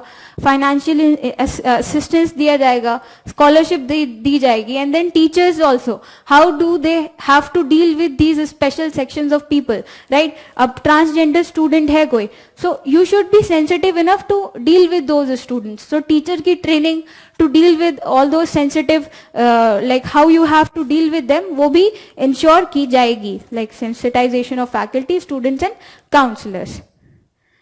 Then this Mandarin language, so I told you कि हम 3 लैंग्वेज फॉर्मूला पढ़ते हैं, जिसमें से 2 लैंग्वेज जो होंगी नेटिव लैंग्वेजेस होंगी, और जो 3rd लैंग्वेज होगी वो फॉरेन लैंग्वेज होगी. तो उसमें से अभी Chinese language, it's a type of Chinese language, उसको ड्रॉप कर दिया गया है. अब वो नहीं स्कूल्स में स्टूडेंट्स को पढ़ाई जाएगी. उसके बिसाइड फ्रेंच और जर्मन और ये सारी जो है हम स्कूल लेवल पे, सेकेंडरी लेवल पे पढ़ाएंगे. Then international education initiatives. Now we are done with our new education policy. Moving ahead, we'll see some other topics related to education. So this is New Delhi Declaration on Education. It was declared in SARC Summit 2014. अब इसका relevance pre में ये है कि it can be asked MCQ question में या statement based question में कि this New Delhi Declaration on Education किसके अंडर में आता है, किसने लॉन्च किया था. तो ये SARC Summit में लॉन्च हुआ है. बाकी जो बातें हैं that is general कि हमें inclusive एजुकेशन को प्रमोट करना है, इक्विटेबल एजुकेशन को प्रमोट करना है, like life cycle approach I told you about education की चाइल्ड से लेके अडल्ट लेवल तक it is a process, it's a continuous process. तो उसको एनकरेज करना है, राइट. रिसर्च कोऑपरेशन करना है, ब्रिक्स कंट्रीज के बीच में knowledge sharing, transfer of education, transfer of knowledge, उस सब को एनकरेज करना है. एक्सेस टू एजुकेशन एनकरेज करना है. It should not be BRICS, it should be SAARC countries, right. उनके बीच में कैसे उनको हमें एनकरेज करना है. Okay. Then teaching learning process, it has to be more equitable. We are talking about sustainable development goals, right? So sustainable development goal 4 you should know, you should remember these goals, right? UP PCS या state PCS exams में they directly ask कि कौन से ये goal जो है particularly गोल 6 किस particular theme से रिलेटेड है. तो ये आप ब्रॉडर 12, 15, 17 जो गोल्स हैं वो याद कर सकते हैं. 10-12 बार पढ़ेंगे हो जाएंगे याद. Then next topic is PISA test. PISA test is international student assessment test. इसमें क्या होता है, 7th ग्रेड या हायर, उससे हायर लेवल के स्टूडेंट्स को टेस्ट किया जाता है. अब टेस्ट करवाता है OECD, organisation for economic cooperation and development. ये डेवलप्ड कंट्रीज का जनरली एक एसोसिएशन है, ग्रुपिंग है.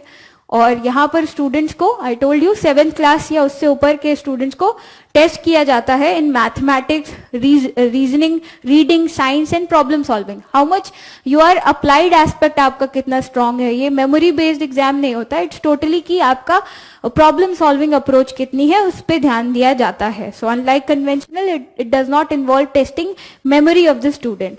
अब इसमें इंडिया ने पार्टिसिपेट किया है क्या, कभी नहीं किया है. So once we have participated in 2009 जिसमें हमारी rank was 72 out of 73. And based on this, government said that now we will not participate in PISA test because out of context questions आपने पूछे थे. Now recently Ministry of Education that has decided कि हम जो है 2021 में again we will participate. So this is what is relevant. इससे आगे जो MHRD मतलब basically Ministry of Education है, उसकी स्कीम्स को स्कीम सेक्शन में कवर करेंगे. Then world university rankings. अब रैंकिंग्स कई सारे इंस्टीट्यूट्स निकालते हैं, तो हमें ब्रॉड आइडिया इतना होना चाहिए कि कौन से इंस्टीट्यूट ने निकाली, और अगर कोई रैंकिंग दी है उन्होंने तो इंडिया की क्या रैंक है वो हम याद रख सकते हैं. तो it is well and good.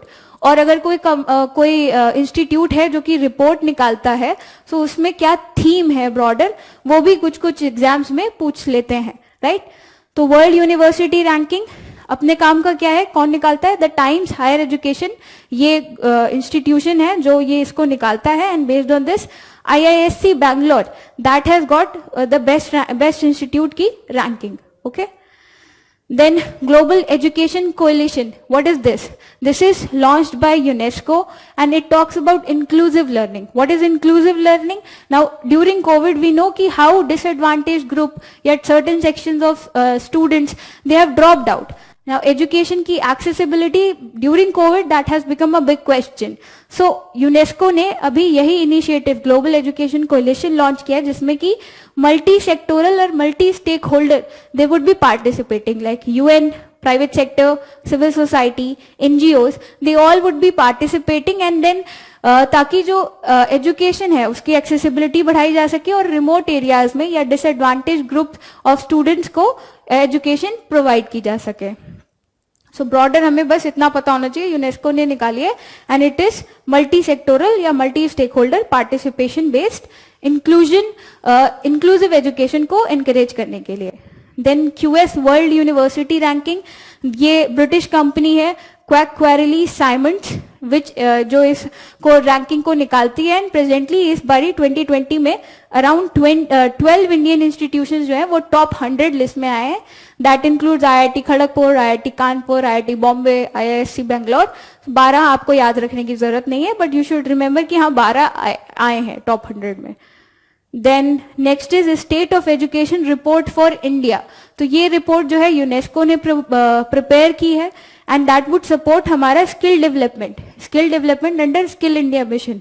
तो स्किल डेवलपमेंट में क्या है, प्रॉब्लम क्या है, हमारे यहाँ वोकेशनल एजुकेशन जो है या फिर टेक्निकल एजुकेशन जो है वो काफी लैक करते हैं हम उसमें, एनकरेज स्टूडेंट्स भी काफी ज्यादा इंसेंटिवाइज नहीं होते पार्टिसिपेट करने में। तो उस चीज को एनकरेज करने के लिए भी स्किल डेवलपमेंट मिशन लॉन्च किया था गवर्नमेंट ने, जिसमें कि रिकॉग्निशन ऑफ प्रायर लर्निंग, कुछ स्किल बेस्ड आपको स्किल्स सिखाई जाएंगी जो आपकी जॉब रेलेवेंट स्किल्स होंगी, एंड बेस्ड ऑन दैट आपको सर्टिफिकेट्स दिए जाएंगे सो दैट आपको जॉब मिल सके, और इस पूरे प्रोसेस को इंस्टीट्यूशनलाइज करने के लिए। और ये जो रिपोर्ट यूनेस्को ने बनाई है that would be helping and adding जो गवर्नमेंट का स्किल इंडिया मिशन है उसमें। सो ये आपको पता होना चाहिए, रिपोर्ट किसने बनाई है, यूनेस्को ने बनाई है। यहाँ पर आपको कंफ्यूज करने के लिए MHRD डाल सकते हैं, राइट, तो ये कंफ्यूज नहीं होना है यहाँ पे। Then you can see here what are several skill development initiatives by the government, right? National policy for skill development and entrepreneurship. Then we have a dedicated ministry to ensure कि skill development को कैसे encourage किया जा सके। जैसे we have a program village level पे भी, startup at village level पे an entrepreneurship program. So how do we encourage that? These are certain initiatives by the government. You can read from here. And then the new education policy, we already discussed how it talks about कि vocational education को हमें school level से ही incorporate करना है, और जो rigidity है between vocational knowledge या फिर academic knowledge उसको भी हमें break करना है, right?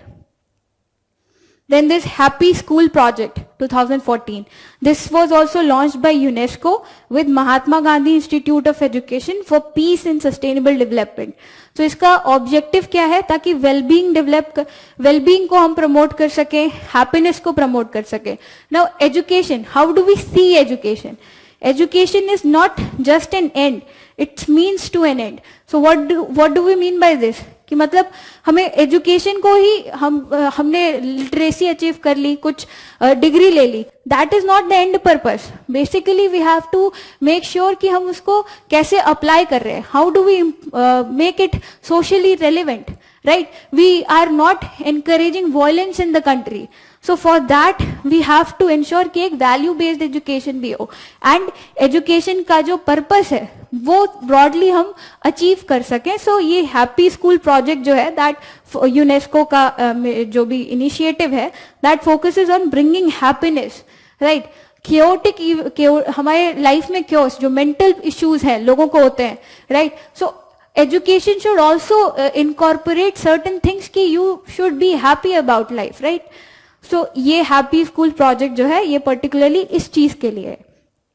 Then talking about Mahatma Gandhi institute of education for piece and sustainable development, ये जो है यूनेस्को का एक स्पेशलाइज्ड पहला इंस्टीट्यूट है इंडिया में जो कि कैटेगरी A1 है में आता है। इसका मतलब है कि ये यूनेस्को जो प्रोग्राम्स लॉन्च करेंगे उनको यहाँ पे इम्प्लीमेंट उनका इंश्योर करेगा ये पर्टिकुलर इंस्टीट्यूट। अब क्या होता है education for piece and education for sustainable development, these all इस तरीके की जो थीमेटिक इनिशिएटिव्स होंगे लॉन्च किए जाएंगे यूनेस्को द्वारा, that would B insured and implemented. तो यहाँ पे हम वैल्यू बेस्ड एजुकेशन का भी रोल को देखते हैं कि education for sustainable development, right? कि education a person in mind and not in heart is considered ki no education at all. So you have to ensure कि people are educated in heart also, so that violent activities जो है या फिर people they are not cooperating in climate change initiatives, इस तरीके की जो लोग हैं या एलिमेंट्स है हमारी सोसाइटी में, उनको कम किया जा सके, यानी एक इंक्लूसिव सोसाइटी जो कि बिना ऐसे लोगों के नहीं बनाई जा सकती, तो उसको हम सेटअप कर सके, तो उसके लिए ब्रॉडली ये काम करते हैं, right. Then national education initiative, अब इसमें हम क्या क्या पढ़ेंगे, इंस्टीट्यूट ऑफ एमिनेंस सबसे पहले। तो ये इसमें इंस्टीट्यूट ऑफ एमिनेंस का ऑब्जेक्टिव क्या है, ऑब्जेक्टिव है कि हमें हायर एजुकेशनल इंस्टीट्यूशंस को टॉप 500 रैंकिंग में अगले 10 साल में लेके आना है और इवेंचुअली टॉप 100 रैंकिंग में लेके आना है, ये ऑब्जेक्टिव है। सो वी वुड प्रोवाइड ऐसे इंस्टीट्यूट ऑफ एमिनेंस जो है दैट वुड बी सेटअप, ताकि वो वर्ल्ड क्लास फैसिलिटीज को प्रोवाइड कर सके, वर्ल्ड क्लास कैंपस हो, लाइब्रेरी हो, right, they are able to attract foreign students, right, we can provide foreign faculty over there. तो इस तरीके के इंस्टीट्यूट्स को हम इंडिया में सेटअप करें, ये इंस्टीट्यूट ऑफ एमिनेंस, इसका ऑब्जेक्टिव ये है। तो एक एम्पावर्ड एक्सपर्ट कमेटी जो चेयर की थी गोपाल स्वामी कमेटी ने, तो इनकी रिकमेंडेशन के बेसिस पे टॉप 20 इंस्टीट्यूशंस को सेलेक्ट किया गया था, किया गया है। 10 पब्लिक सेक्टर से 5 प्राइवेट इंस्टीट्यूशंस हो गए, एंड बेस्ड ऑन दैट इनको फंडिंग वगैरह की सपोर्ट दी जाएगी, बट फंडिंग की सपोर्ट खाली पब्लिक इंस्टीट्यूशंस को दी जाएगी, प्राइवेट इंस्टीट्यूशंस को फंडिंग सपोर्ट नहीं मिलेगी। And it will also ensure green field, it will encourage green field institution. Green field institution मतलब जिसकी अभी बिल्डिंग भी नहीं है, जिन्हें स्क्रैच से स्टार्ट करना है। तो इस तरीके से भी अगर कोई एस्पायर करता है तो उनको 3 साल का पीरियड मिलेगा ताकि वो अपने आप को स्टैब्लिश कर सकें। देन ये जो एम्पावर्ड एक्सपर्ट कमेटी है दैट विल चेक कि आपकी क्रेडिबिलिटी है कि आपको इंस्टीट्यूट ऑफ एमिनेंस का टैग मिलता है या नहीं। तो इसमें फीचर्स क्या हैं, अब क्या फायदे होंगे ये इंस्टीट्यूट ऑफ एमिनेंस का आपको टैग देके। ब्रॉडली आपको ज्यादा ऑटोनॉमी मिलेगी, अराउंड फॉरेन स्टूडेंट्स 30% आप एडमिट कर सकते हैं, रिक्रूट कर सकते हैं 25% तक फॉरेन फैकल्टी को, देन ऑनलाइन कोर्सेज को प्रोवाइड कर सकते हैं 20%। अगेन यहाँ पर जो इतने फैक्चुअल डिटेल हैं याद नहीं रख सकते हैं तो याद रखें भी नहीं। ब्रॉडली यू शुड नो कि ऑटोनॉमी ज्यादा मिलेगी, फॉरेन फैकल्टीज को अपॉइंट कर सकते हैं, फॉरेन स्टूडेंट्स को एनरोल कर सकते हैं, ऑनलाइन कोर्सेज प्रोवाइड कर सकते हैं, जो कोर्सेज हैं उनमें इनोवेटिव हो सकते हैं, आप अपने आप डिजाइन कर सकते हैं कोर्सेज का स्ट्रक्चर, फीस में आपको फ्लेक्सिबिलिटी होगी, राइट। आप ग्लोबल इंस्टीट्यूशन से, टॉप 500 ग्लोबल इंस्टीट्यूशन से कोलैबोरेट कर सकते हैं so that there can be more information exchange, student exchange हो सकता है। सो ये इस तरीके के फीचर्स और फैसिलिटीज आपको मिलेंगी, right. Then institute of national importance, इनका क्या इंपॉर्टेंस है, नेशनल इंपॉर्टेंस के इंस्टीट्यूट है, मतलब ये है कि they are providing certain trained personnel जो कि नेशन बिल्डिंग में कंट्रीब्यूट कर रहे हैं, right, they are taking economy to higher levels of achievement, right. So इस तरीके के इंस्टीट्यूशन को अलग से रिकॉग्निशन दिया जाता है by an act of parliament. So this is an important thing, ये स्टेटमेंट में आपको पूछ सकते हैं कि हाउ दी, मतलब कौन से इंस्टीट्यूट होते हैं जो कि नेशनल इंपॉर्टेंस होते हैं, so they are recognised by an act of parliament, important thing it is to be noted. Then these are pivotal player providing high skilled personnel with specified, मतलब country में उनको provide करना, I told you। benefits क्या है, special recognition इनको मिलता है and also they get additional funding। examples AIIMS हो गया हमारा, IIT हो गया, several NITs through NIT Act, Institute of Technology Act 1961, AIIMS act 1956, तो through an additional act of parliament इनको रिकॉग्नाइज किया जाता है। ऐसे ही एक Indian institute of science education and research है, इसी तरीके से IIMs हो गए, IIM एक्ट रिसेंटली 2017 में। Then this Atal ranking of institutions on innovation and achievement, this is ये assessment करते हैं मिनिस्ट्री ऑफ एजुकेशन, एंड इसमें क्या होता है कि इंस्टीट्यूशंस को हम जज करते हैं, असेस करते हैं बेस्ड ऑन क्या वहाँ पे इनोवेशन का एनवायरनमेंट है, right, what infrastructure are they providing, governance framework उनका कैसा है, how they are institutional support कितना कर रहे हैं स्टूडेंट्स को। सो इनोवेशन का कल्चर कितना है उन पर्टिकुलर इंस्टीट्यूशंस में, बेस्ड ऑन दैट ये पर्टिकुलर रैंकिंग्स देता है मिनिस्ट्री ऑफ एजुकेशन, ताकि ज्यादा से ज्यादा IPR और इनोवेशंस को एनकरेज किया जा सके एंड द इंस्टीट्यूशंस जो अच्छा परफॉर्म कर रहे हैं उनको फर्दर एनकरेज किया जा सके। देन असर report is annual status of education report. ये एनजीओ प्रथम नाम का एनजीओ है जो कि निकालता है, एंड ये बेसिकली आपके 5 to 16 years of age group के स्टूडेंट्स का असेसमेंट होता है, जहाँ पे बेसिक उनके पढ़ने की या फिर बेसिक न्यूमरेसी को कैलकुलेशन वगैरह करने की जो कैपेबिलिटीज हैं उनको चेक किया जाता है। तो गवर्नमेंट स्कूल्स में ज़्यादातर जो स्टूडेंट्स होते हैं उनका परफॉर्मेंस काफ़ी बेकार देखने को मिलता है। तो ब्रॉडली ये कॉग्निटिव मेंटल एस्पेक्ट्स, कितना आपके सोचने की शक्ति है, क्या आप पढ़ पा रहे हो, पढ़ के समझ पा रहे हो कि नहीं, ये सारे पैरामीटर्स पे दे जज students, right. So focusing on early years 4 to 18, cognitive, motor, social and the emotional development of a child, based on that they judge। और इनकी फाइंडिंग्स के हिसाब से अराउंड 90% स्टूडेंट्स जो हैं दे आर 4 to 8 ग्रुप में, वो किसी ना किसी एजुकेशनल इंस्टीट्यूशंस में एनरोल्ड हैं। बट जो प्राइवेट स्कूल्स हैं they are providing better quality of education, government schools में नहीं है। एंड मेजॉरिटी जो डिसएडवांटेज ग्रुप से आते हैं students, they can not afford private schools. So we have, मतलब यहाँ पे साफ इंडिकेशन है कि गवर्नमेंट स्कूल्स का जो क्वालिटी है that is not good and we need to improve that. और इसी चीज को इम्प्रूव करने के लिए गवर्नमेंट ने foundational and numeracy literacy mission भी लॉन्च किया था न्यू एजुकेशन पॉलिसी में, जिसके बारे में हम देख चुके हैं अभी पहले। तो there are gender gaps, girls जो हैं दे आर एनरोल्ड, जो गवर्नमेंट इंस्टीट्यूशन है उनमें ज्यादा गर्ल्स पढ़ती हैं, प्राइवेट इंस्टीट्यूशन में ज्यादातर लड़कों का एडमिशन होता है।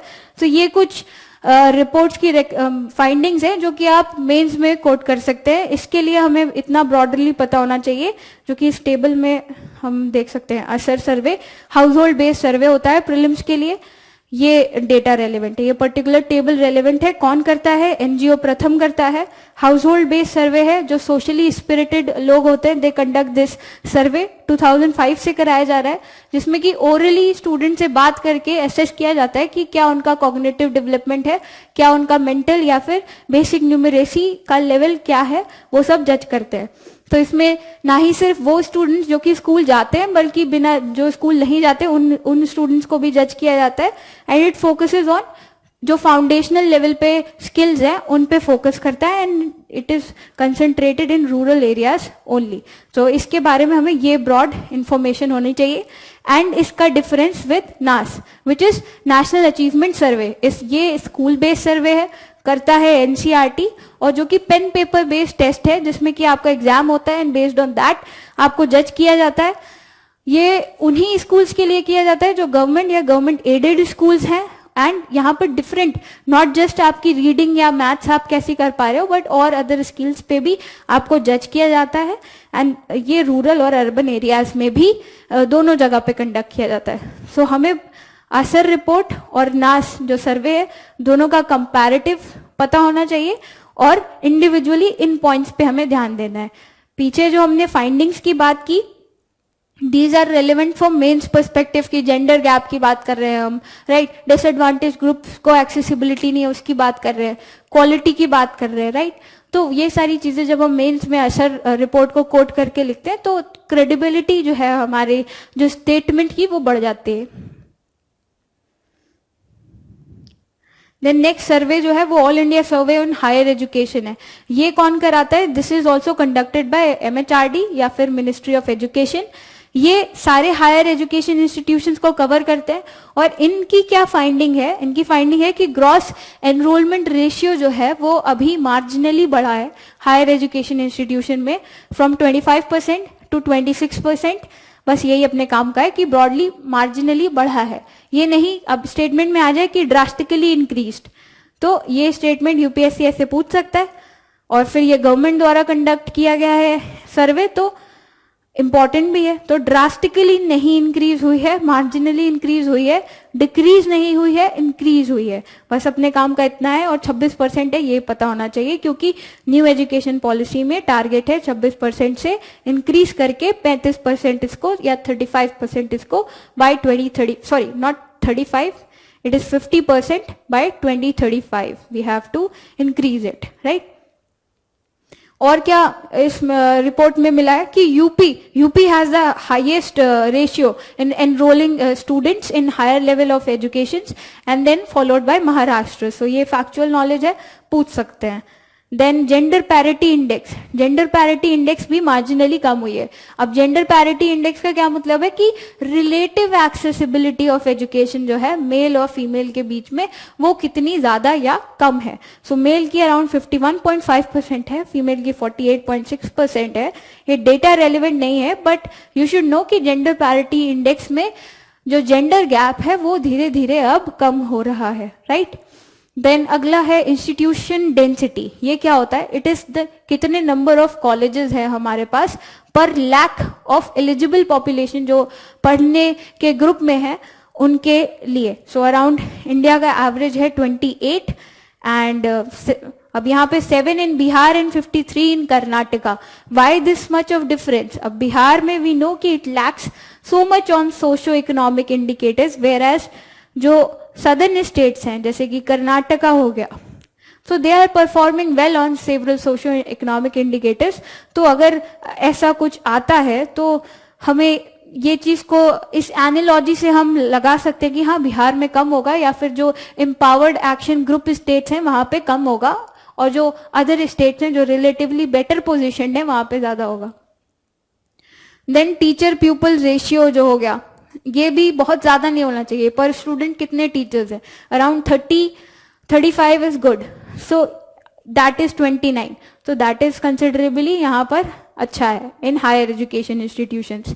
देन जो हमारे कंट्री में फॉरेन स्टूडेंट्स हैं, हाईएस्ट शेयर जो है वो ऑब्वियसली हमारे नेबरिंग कंट्रीज से आता है, नेपाल, अफगानिस्तान. अब you can have an idea कि ऑब्वियसली यूएसए से यहाँ तो नहीं आएंगे लोग पढ़ने, यूके से यहाँ नहीं आएंगे लोग पढ़ने, राइट. इनफैक्ट यहां से ब्रेन ड्रेन होता है, यहां से लोग बाहर जाते हैं. तो this is basic common sense. Then Indian rankings 2020, national institutional ranking framework. ये भी मिनिस्ट्री ऑफ एजुकेशन करती है and it's a voluntary exercise. जो भी इंस्टीट्यूशंस अपने डेटा दे देते हैं उनको ये रैंक करते हैं, जैसे कि आपके मैनेजमेंट इंस्टीट्यूशंस हो गए, इंजीनियरिंग इंस्टीट्यूशंस हो गए, राइट, और अदर इंस्टीट्यूशंस. तो कई कैटेगरीज में ये इंस्टीट्यूशंस को रैंकिंग देता है. ऑब्जेक्टिव क्या है? ताकि एजुकेशन की क्वालिटी को हम हायर लेवल्स तक ले जा सकें, उसी के लिए ये सारे रैंकिंग वगैरह दी जाती है.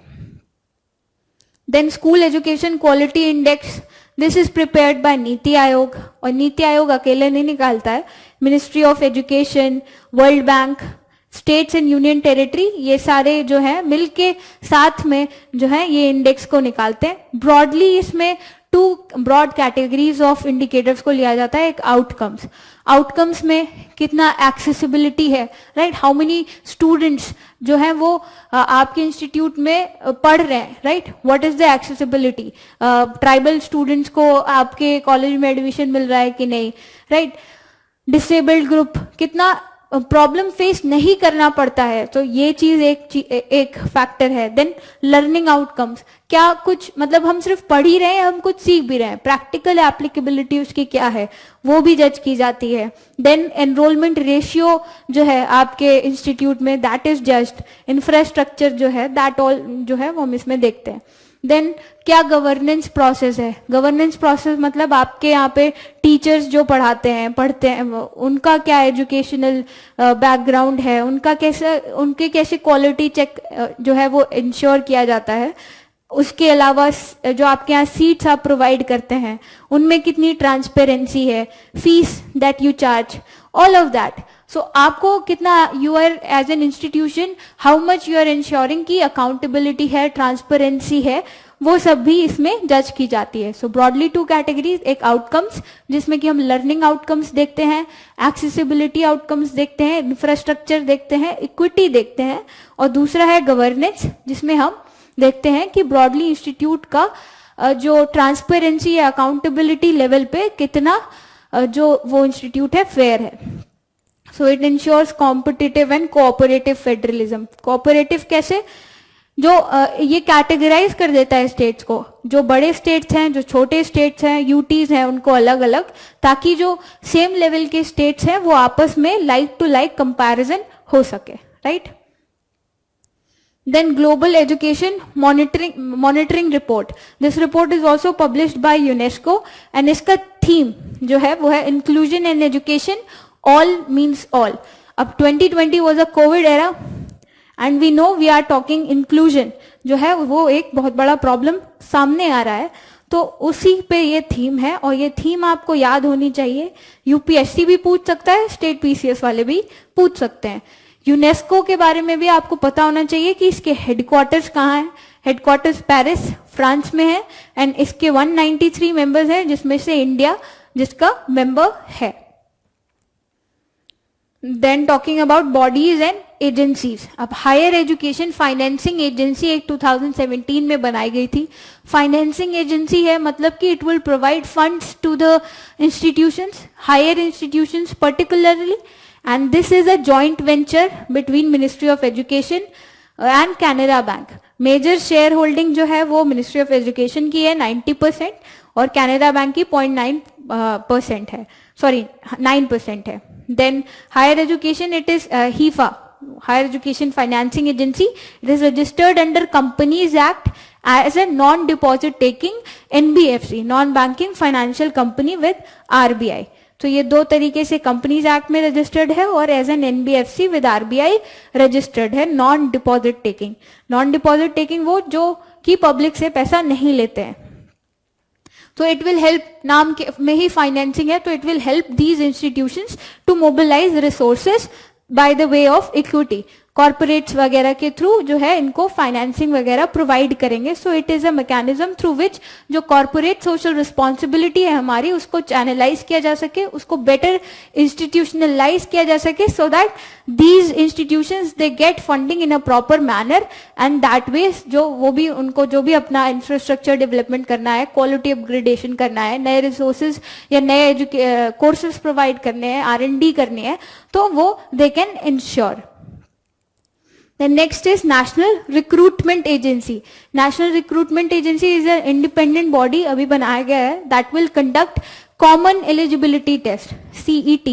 अभी जैसे होता है we have SSC है, RRB कंडक्ट कराती है, रेलवे IBPS हो गया, ये सारे एग्जाम्स का जो फर्स्ट टीयर होता है, पहला टेस्ट होता है, वो हर कोई अलग अलग कराता है। तो उससे क्या होता है कि एक रिसोर्स का वेस्टेज होता है। तो through this national recruitment agency it will ensure कि ये एक कॉमन एलिजिबिलिटी टेस्ट कराए, तो दैट विल, उससे क्या होगा, जो रिसोर्स का वेस्टेज है वो कम होगा, रिसोर्स एफिशिएंसी बढ़ेगी। And based on this test अगर आप क्वालिफाई करते हो तो पर्टिकुलरली आपको अगर आगे आरआरबी का पेपर देना है या आईबीपीएस का देना है, तो अगर आप सेकेंड टीयर के लिए एलिजिबल हो and that particular second tier जो है वो फिर आपका आरआरबी ही कराएगा, आईबीपीएस ही कराएगा, जो भी कंसर्न्ड इंस्टीट्यूट है उस पर्टिकुलर एग्जाम के लिए वो कराएगा। तो एक कॉमन टेस्ट एनआरए कराएगा सबसे पहले, after that if you qualify then these institutions will be conducting the second test या फिर जो भी सेकेंड या थर्ड टीयर होगा। तो जो इसका जो आपका स्कोर है कॉमन एलिजिबिलिटी टेस्ट का, that would be valid for around 3 years के लिए वैलिड होगा एंड इसका एग्जाम आपका हर डिस्ट्रिक्ट में कराया जाएगा। आपके पास कोई रेस्ट्रिक्शन नहीं होगी कि आप इतने नंबर ऑफ टाइम्स तक ही उसको दे सकते हैं, बट हाँ अगर आप आरआरबी के लिए दे रहे हैं तो आपकी अगर कोई अपर एज लिमिट है उस पर्टिकुलर एग्जाम के लिए तो वो इसके लिए भी रहेगी, राइट। और एग्जामिनेशंस 12 डिफरेंट लैंग्वेजेस में कराया जाएगा। अब इसका स्ट्रक्चर क्या है? स्ट्रक्चर है कि इसमें जो चेयरमैन होते हैं इतना ज्यादा रेलिवेंट नहीं है, बट देख लेते हैं कि रैंक ऑफ सेक्रेटरी लेवल का जो होगा person that would be the chairman and members जो आरआरबी है, रेलवे रिक्रूटमेंट बोर्ड या फिर मिनिस्ट्री ऑफ एसएससी, आईबीपीएस, इन सब के मेंबर्स भी इसके पार्ट होंगे। ओके, एग्जाम आपका साल में 2 बार होगा। Then National Testing Agency. National Testing Agency is registered as a society. जो Society Registration Act होता है उसमें as a society registered है। It is an autonomous and self-sustained organization. मतलब कि जो भी इसको पैसे वगैरह है, फंडिंग वगैरह है, वो अपने आप ही ये सोर्स करती है, गवर्नमेंट नहीं प्रोवाइड करती। बजट में इसको बनाया गया था। इनिशियली थोड़े फंड्स जो है गवर्नमेंट ने प्रोवाइड किए थे, बट लेटर ऑन इनको अपने आप को कैसे कंडक्ट करना है and all that they have to ensure themselves. Major examinations जो ये कराएंगे this will be UGC NET, JEE Main हमें पता है ऑलरेडी, ये एनटीए कराता है, देन सीमैट नीट का पेपर जो होता है मेडिकल वालों का वो भी यही कराते हैं। तो इनके जो चेयरमैन होते हैं, that you must know, ministry of education के जो मिनिस्टर होते हैं वो चेयरमैन होते हैं, एंड वाइस चेयरमैन जो है minister of state for education, that is the vice chairman. Objective क्या है? ऑब्वियसली एग्जाम कराना, एग्जाम को ट्रांसपेरेंट मैनर में कराना, और जो भी पेपर वगैरह है उसको साइंटिफिकली उसको प्रॉपरली बनाना, पेपर आउट ना हो, ये सारी चीजें इनको इंश्योर करनी है। The next topic is national assessment and accreditation council. अब नाम में ही लग रहा है कि क्या पर्पस होगा, एक्रेडिशन करना कॉलेजेस का, whether they are following standards और नॉट। सो बेस्ड ऑन दैट ये एक एक्रेडिशन देते हैं जो कि वैलिड होता है कॉलेजेस के लिए और जरूरी होता है। So it is an autonomous institution. कब क्रिएट किया गया? 1994 में। किसके अंडर में आता है? यूजीसी के अंडर में आता है। ऑब्जेक्टिव क्या है? ऑब्वियसली हम किसी इंस्टीट्यूशन को एसेस कर रहे हैं तो we should have an idea कि क्या क्वालिटी पैरामीटर्स पे वो हमारे खरे उतरते हैं कि नहीं। सो क्वालिटी ऑफ एजुकेशन को इंश्योर करना, that is the basic criteria.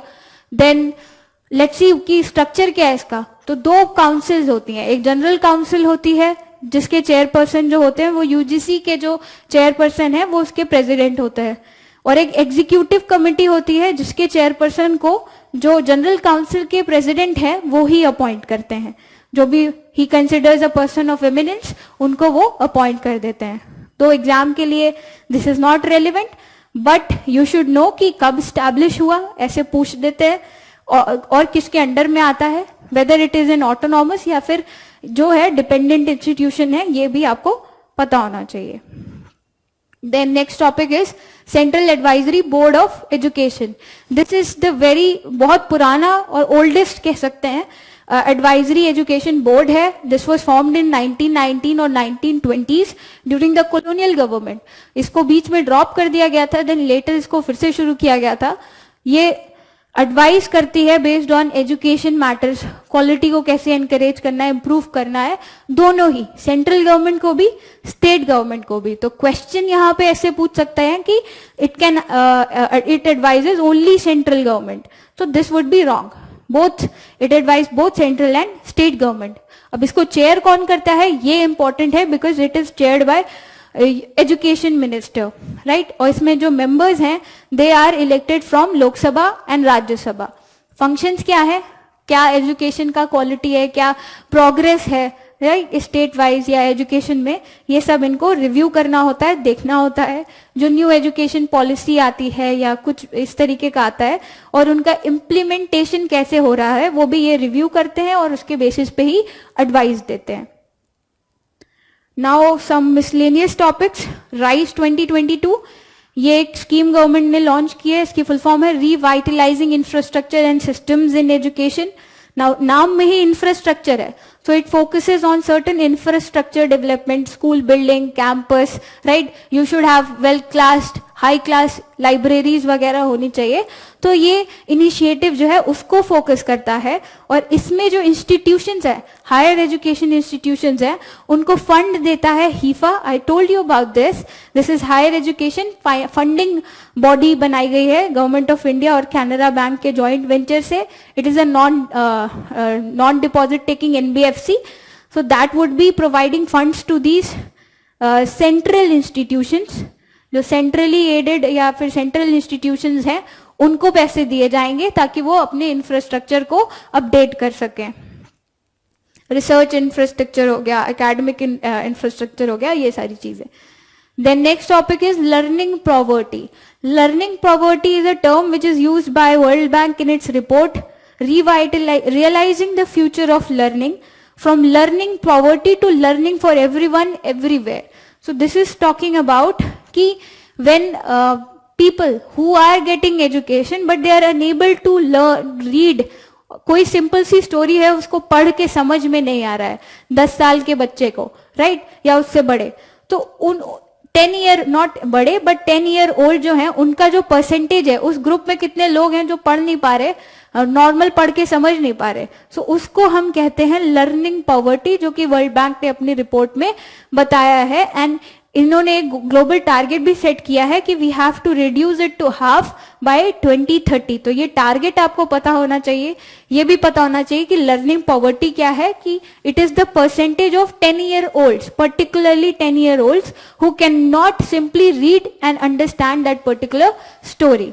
Okay, and the target also you should remember that World Bank aims to reduce it to half by 2030.